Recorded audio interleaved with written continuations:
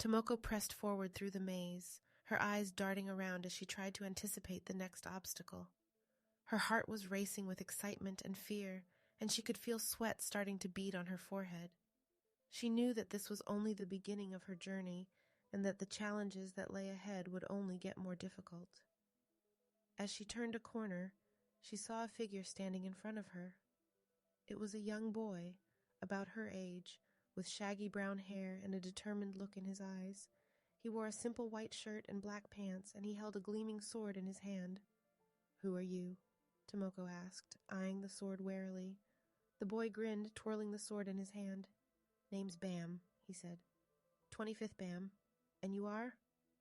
"Tomoko," she replied, eyeing him suspiciously. She knew that anyone in the tower could be a potential threat, and she didn't want to let her guard down too quickly.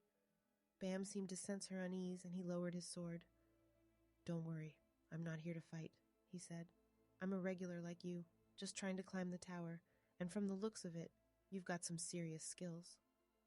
Tomoko felt a pang of relief, and she relaxed slightly. "Thanks," she said. "I'm still trying to figure out how all of this works. It's all so strange and new to me." Bam nodded sympathetically. "I know how you feel," he said. "But we've got to keep moving forward if we want to make it to the top. There are some pretty tough opponents waiting for us up ahead." Together, Tomoko and Bam pressed forward through the maze, taking on each challenge as it came. Tomoko found herself impressed by Bam's skill and determination, and she began to feel a growing sense of respect for him. As they made their way through the maze, Tomoko began to realize just how vast and complex the tower really was. Each floor seemed to be its own self-contained world, with its own set of rules and challenges. And yet, despite the obstacles they faced, Tomoko could feel herself growing stronger and more confident with each passing day.